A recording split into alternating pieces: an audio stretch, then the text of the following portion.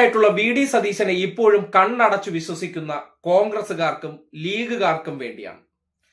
ഇന്നത്തെ വാർത്താ സമ്മേളനവുമായി ബന്ധപ്പെട്ട് അദ്ദേഹം പറഞ്ഞ ദേശാഭിമാനിയാണ് കേരളത്തിൽ ആദ്യമായി വിഴിഞ്ഞവുമായി ബന്ധപ്പെട്ട് MSc വരാൻ പോകുന്നു എന്ന വാർത്ത റിപ്പോർട്ട് ചെയ്തു എന്ന കഴിഞ്ഞ വാർത്താ സമ്മേളനത്തിലെ നുണ ഇന്ന് അദ്ദേഹം നിന്ന നിപ്പിൽ മാറ്റി പറയുകയാണ്. പറഞ്ഞത് ദേശാഭിമാനി ആദ്യം റിപ്പോർട്ട് ചെയ്തു, അതിന്റെ സോഴ്സ് അന്നത്തെ സർക്കാരാണ്, ഞങ്ങൾ നിയോഗിച്ച MD വന്നത് കഴിഞ്ഞ ജൂൺ 11-നാണ് തുടങ്ങിയ വിശദീകരണം നൽകിയ വ്യക്തി പറഞ്ഞത് കള്ളമായിരുന്നോ ഇല്ലയോ എന്നുള്ളതാണ്. അപ്പോ ദേശാഭിമാനിയാണ് ആദ്യം റിപ്പോർട്ട് ചെയ്തു എന്നാണ് അദ്ദേഹം പറഞ്ഞത്. സ്വാഭാവികമായിട്ടും ദേശാഭിമാനി റിപ്പോർട്ട് ചെയ്ത വാർത്തയെ അദ്ദേഹം ആ വാർത്താ സമ്മേളനത്തിൽ ഉയർത്തിക്കാട്ടി. അപ്പോ നിങ്ങൾ എന്ന വ്യക്തി സത്യം അറിയാൻ ആഗ്രഹിക്കുന്നവരാണെങ്കിൽ 3 പ്രതികരണം നിങ്ങളെ കാട്ടുകയാണ്. അതിൽ 2 വി ഡി സതീശന്റേതും, 1 അദ്ദേഹം പറഞ്ഞ ഒരു നുണയെ അല്ലെങ്കിൽ വസ്തുതാവിരുദ്ധമായ കാര്യത്തെ പി രാജീവ് തിരുത്തുന്നതും കാണാം. അതിനുശേഷമുള്ള സതീശന്റെ പ്രതികരണം. ആ 3 പ്രതികരണം കണ്ടിട്ട് നിങ്ങൾ വീണ്ടും വന്ന് തെറി വിളിക്കുകയാണെങ്കിൽ, ന്യായീകരിക്കുകയാണെങ്കിൽ നിങ്ങളോടൊന്നും പറയാനില്ല. കാര്യം വസ്തുതയാണ് പറയുന്നതല്ലെങ്കിൽ നിങ്ങൾ എന്ത് വേണോ പറഞ്ഞോളൂ. പക്ഷേ സഹിഷ്ണുതയോടുകൂടി കണ്ടിട്ട് ഓരോ മനുഷ്യൻ സാഹചര്യത്തിനനുസരിച്ച് എങ്ങനെയാണ് വാക്ക് മാറ്റി പറയുന്നതെന്ന് കാണൂ. പറഞ്ഞതിൽ ഉറച്ചു നിൽക്കുന്നവനാണ് റിയൽ മനുഷ്യൻ. അപ്പോ കഴിഞ്ഞ 8-ാം തീയതി, ജൂലൈ 8-ാം തീയതി നടത്തിയ വാർത്താ സമ്മേളനത്തിൽ വിഴിഞ്ഞം കരാറുമായി ബന്ധപ്പെട്ട് അദാനി സ്വന്തം നിലയ്ക്ക് ഷെയർ വിറ്റ വിവാദം പുറത്തേക്ക് വന്നപ്പോൾ സതീശൻ പറഞ്ഞ കാര്യം. പക്ഷെ പിന്നീട് ഞങ്ങൾ അന്വേഷിച്ചപ്പോൾ 1 വർഷമായി ഈ വിവാദം വന്നതിന് ശേഷം ഈ അദാനി പോർട്ട് MSCയുമായി 1 വർഷമായി ചർച്ച നടത്തിക്കൊണ്ടിരിക്കുക. ആദ്യം അറിയുന്ന ആർക്കാണ്? ജൂൺ 5-ാം തീയതി 2026 ദേശാഭിമാനി പത്രം, വിഴിഞ്ഞത്ത് വരും MSC ടെർമിനൽ, ഓഹരി വാങ്ങാനുള്ള ചർച്ച വേഗത്തിലാക്കി. ജൂൺ 5 ഞങ്ങളുടെ MD അവിടെ ചാർജ് എടുക്കുന്നത് ജൂൺ 11-ാം തീയതിയാണ് ആണല്ലോ. ജൂൺ 11-ാം തീയതി ഞങ്ങളുടെ MD അവിടെ രാജായി. അതിനു മുമ്പ് അറിയാമായിരുന്ന ഏക പത്രം ദേശാഭിമാനിയാണ്. ദേശാഭിമാനിയുടെ സോഴ്സ് എന്താണ്? ഗവൺമെന്റാണ് ദേശാഭിമാനിയുടെ സോഴ്സ്. ആ കഴിഞ്ഞ ഗവൺമെന്റിന്റെ കാലത്ത് ആ കഴിഞ്ഞ ഗവൺമെന്റിന് നേതൃത്വം കൊടുത്ത ആളുകളാണ് ദേശാഭിമാനിയുടെ സോഴ്സ്. നിങ്ങൾക്ക് ഒരു മാധ്യമങ്ങൾക്കും കിട്ടാത്ത വാർത്ത വിഴിഞ്ഞത്ത് വരും. ഞാനിപ്പോഴാണ് കാണുന്നത്, ഇന്നലെയാണ് കാണുന്നത്. വിഴിഞ്ഞത്ത് വരും MSC ടെർമിനൽ, ഓഹരി വാങ്ങാനുള്ള ചർച്ച വേഗത്തിലാക്കി.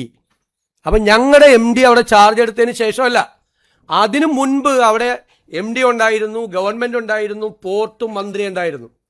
കഴിഞ്ഞ ഗവൺമെന്റിന് അറിയാമായിരുന്നു MSC ആയിട്ടുള്ള. എന്നിട്ട് അത് ഞങ്ങളുടെ തലയിൽ കൊണ്ട് വയ്ക്കാൻ നോക്കുക. ഇതെങ്ങനെ വന്നു ഈ വാർത്ത? എവിടെ നിന്ന് കിട്ടി ഈ സോഴ്സ്? ദേശാഭിമാനി പത്രത്തിൽ എവിടെ നിന്നാണ് ഈ സോഴ്സ് കിട്ടിയത്? 5-ാം തീയതി MSC വരും. കേട്ടല്ലോ ഈ പ്രതികരണം. ദേശാഭിമാനി പത്രം ഉയർത്തിക്കാട്ടിക്കൊണ്ട് അതിലെ വാചകങ്ങൾ വായിച്ചുകൊണ്ട് ഈ വാർത്ത ആദ്യമായി റിപ്പോർട്ട് ചെയ്തത് ദേശാഭിമാനിയാണെന്ന് മാധ്യമങ്ങൾക്ക് മുന്നിൽ സ്ഥാപിക്കുകയായിരുന്നു. അതിന് ഏതാനും മണിക്കൂറുകൾക്കകം പി രാജീവ് കൊടുത്ത മറുപടിയാണ്. കേട്ടെ. നേരത്തെ ഇരുന്ന കസേരയ്ക്കകത്തല്ല അദ്ദേഹം ഇരിക്കുന്നത്. ഒരു മുഖ്യമന്ത്രി സ്ഥാനത്തിന് ചേർന്ന പ്രതികരണമായിരുന്നില്ല ഇന്ന് അദ്ദേഹം മാധ്യമങ്ങളോട് നടത്തിയത്. അദ്ദേഹം നിങ്ങളെ തന്നെ വെല്ലുവിളിച്ചിട്ടുണ്ടായി. ദേശാഭിമാനി 5-ാം തീയതി വാർത്ത വിട്ടു, നിങ്ങൾക്ക് ആർക്കും കിട്ടിയില്ല.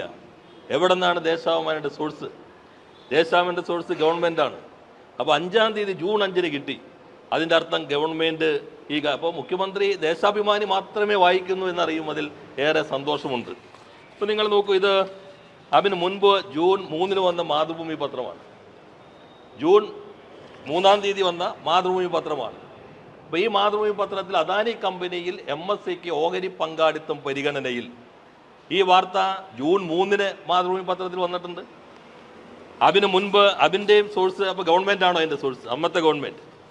അതിന് മുൻപ് ജൂൺ 1-ന് തന്നെ ET എക്കണോമിക് ടൈംസിൻ്റെ ഇൻഫ്രയിൽ ജൂൺ 1-ന് തന്നെ ഈ വാർത്ത വളരെ വിശദമായി വന്നു കഴിഞ്ഞിട്ടുണ്ട്. അപ്പോൾ വളരെ അടിസ്ഥാനരഹിതമായ കാര്യം കഴിഞ്ഞ ഗവൺമെൻറ് എന്തോ ചെയ്തു വെച്ചു, അത് ദേശാഭിമാനിയിൽ മാത്രം വന്നു. എന്നിട്ട് അദ്ദേഹത്തിൻ്റെ ശരീരഭാഷയും നിങ്ങളുടെ വെല്ലുവിളിക്കുന്നതൊക്കെ നിങ്ങൾ കാണുകയുണ്ടായല്ലോ. മറ്റാർക്കും കിട്ടിയില്ലല്ലോ. അപ്പോൾ നിങ്ങളാരും സ്വാഭാവികമായിട്ടും പെട്ടെന്ന് നോക്കുന്നത് ഇത് ചർച്ച ചെയ്ത് കഴിഞ്ഞാൽ ഞങ്ങൾ അതിനുശേഷം ഞാൻ നോക്കുമ്പോൾ ഇതെല്ലാ പത്രങ്ങളിലും നേരത്തെ വന്നു കഴിഞ്ഞിട്ടുള്ള കാര്യമാണ്. കേട്ടല്ലോ. അത് മെയ് 1-നും മെയ് 5-നും എക്കണോമിക് ടൈംസും ഒപ്പം തന്നെ മാതൃഭൂമിയും റിപ്പോർട്ട് ചെയ്യപ്പെട്ടിരുന്നു എന്ന കാര്യം അദ്ദേഹം പറയുകയാണ്. ദേശാഭിമാനി ചാരി പറഞ്ഞത് പച്ച കള്ളമാണെന്ന് പി രാജീവ് കൃത്യമായി പറഞ്ഞു വെക്കുകയാണ്. വാർത്താ സമ്മേളനത്തിൽ ദേശാഭിമാനി മാത്രം റിപ്പോർട്ട് ചെയ്തു എന്ന് പറഞ്ഞത് അവിടെ പൊളിഞ്ഞു. ആ ചോദ്യം ഇന്ന് വരുമ്പോൾ സതീശൻ ആദ്യം റിപ്പോർട്ട് ചെയ്തത് ദേശാഭിമാനിയാണ് എന്ന് പറഞ്ഞിടത്ത് മാതൃഭൂമിയും എക്കണോമിക്സ് ടൈംസും റിപ്പോർട്ട് ചെയ്ത വാർത്തയെ സംബന്ധിച്ചുള്ള ചോദ്യം ദേശാഭിമാനിക്കാരൻ ചോദിക്കുമ്പോൾ എന്ത് പറയുന്നു എന്ന് കേട്ടെ. കഴിഞ്ഞ വാർത്താ സമ്മേളനത്തിൽ താങ്കൾ ദേശാഭിമാനിക്കെതിരെ ഗുരുതരമായ ഒരു ആരോപണം വിഴിഞ്ഞം ഓഹരി കൈമാറ്റവുമായി ദേശാഭിമാനിയിൽ വന്ന വാർത്തയാണ് താങ്കൾ ഉയർത്തിപ്പിടിച്ചത്. പക്ഷെ അതിന് മുമ്പേ മാതൃഭൂമിയിലും എക്കണോമിക്സ് ടൈംസിലും ഇത് വന്നില്ല. അത് താങ്കൾ കാണാതെ പോയതാണോ? അല്ല, അതുകൊണ്ട് എന്താ കുഴപ്പം? അതല്ല, ദേശാഭിമാനിക്ക് എവിടുന്ന് കിട്ടിയ സർക്കാരാണ് കൊടുത്തത് വരെ അല്ല, ദേശാഭിമാനി എഴുതിയ വാർത്ത എന്താണ്? എന്നെ കൊണ്ട് ഒന്നുകൂടി പറയിപ്പിക്കണമല്ലോ. അല്ല, അതല്ല, മാതൃഭൂമിയിലും അതേപോലെ നിങ്ങൾ പറയാ, വന്ന വാർത്ത ദേശാഭിമാനിയാണ് ആദ്യം കൊടുത്തത്. അതല്ലേ ചോദിച്ചത്?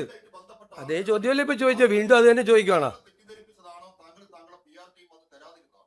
ദേശാഭിമാനിയിൽ വന്ന വാർത്ത എന്താ? MSC വരുന്നു വിദേശ നിക്ഷേപവുമായി.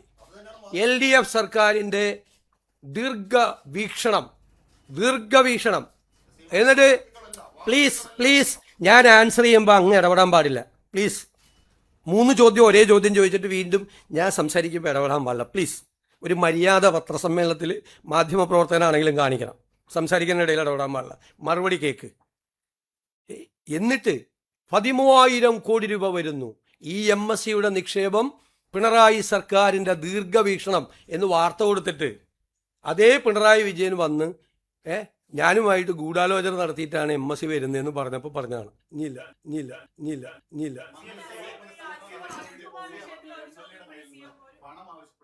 കേട്ടല്ലോ. ഈ 3 പ്രതികരണം കേട്ടിട്ട് നിങ്ങൾക്ക് എന്ത് തോന്നുന്നു? ഒരു വ്യക്തി ഒരു വിഷയത്തെക്കുറിച്ച്, പ്രത്യേകിച്ച് മുഖ്യമന്ത്രിയായിട്ടുള്ള വ്യക്തിയാണെങ്കിൽ പറഞ്ഞത് പറഞ്ഞിടത്ത് നിൽക്കണം. ഉടനടി സാഹചര്യത്തിനനുസരിച്ച് ഓന്തിനെ പോലെ നിറം മാറി പോകുന്നതാണ് നിങ്ങൾ ഇഷ്ടപ്പെടുന്ന വ്യക്തിത്വമെങ്കിൽ, അതാണ് മികച്ച വ്യക്തി എന്ന് നിങ്ങൾ പരിഗണിക്കപ്പെടുന്നെങ്കിൽ നിങ്ങളെ ഒരിക്കലും തിരുത്താൻ ആളല്ല.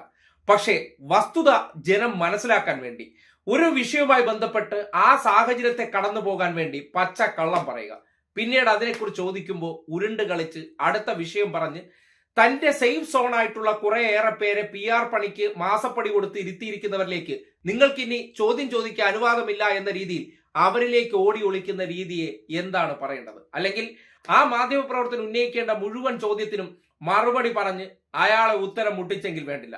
പരിഹസിച്ച് ഹുങ്കം കാണിച്ച് എസ്കേപ്പ് അടിച്ച് പോകുന്നതാണ് ഹീറോയിസം എന്ന് നിങ്ങൾ കരുതുകയാണെങ്കിൽ, കപടനായ ഒരു വ്യക്തിയെ നിങ്ങൾ അയാളുടെ നിലനിൽപ്പിന് വേണ്ടി സന്ദർഭോചിതമായി പറയുന്ന നുണകളെ ന്യായീകരിക്കുന്ന അടിമകളെന്ന് തന്നെ വിളിക്കേണ്ടി വരും.